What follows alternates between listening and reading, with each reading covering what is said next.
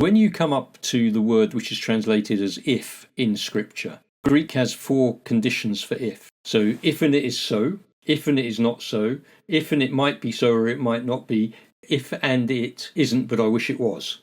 Depending on what condition of the Greek is used, depends on what is actually being said here. So when the leper says, if you are willing to make me clean, that's a 3rd class condition. It's like, if and it's so, if it's not so, if and it might be, but it might not be. He's not going there with an expectation that Jesus will cleanse him. He's going there with a, well, maybe you will, maybe you won't. You could sort of paraphrase that and say, maybe you're willing, maybe you're not willing, but you can make me clean.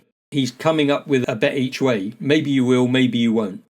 So that then explains why the beseeching and the kneeling down to him potentially. Would he do it? There's no presumption in him. It says that Jesus is moved with indignation in certain versions, compassion in others. All right. There's quite a lot of discussion around whether it's moved with pity. There are different views as to whether or not that's been softened in the text, because there are some sort of copyist issues around that. It seems to me that with the Greek, it is pretty good evidence to suggest that he's actually annoyed. Not so much compassion, but indignation. If you will, if you won't. It's like, why wouldn't I? Why wouldn't I? Of course I'm willing. By the emphasis, when you got that 3rd class condition of if, will you, won't you? Are you willing? You can make me clean. And Jesus looks at him with indignation. Why wouldn't I? Why wouldn't I do that?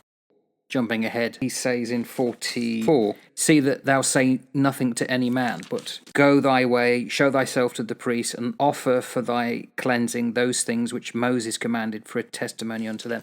In other words, he doesn't want him to say anything, but he wants to do the offering to be considered clean via a priest.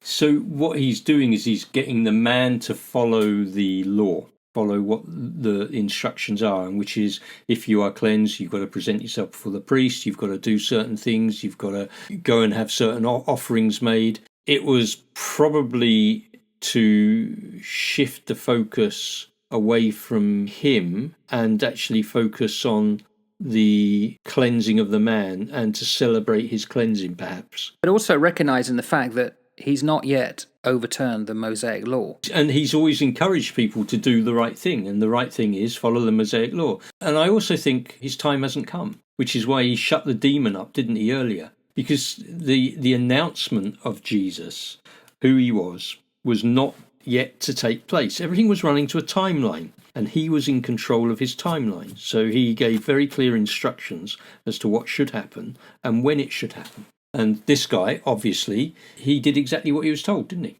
No, he didn't.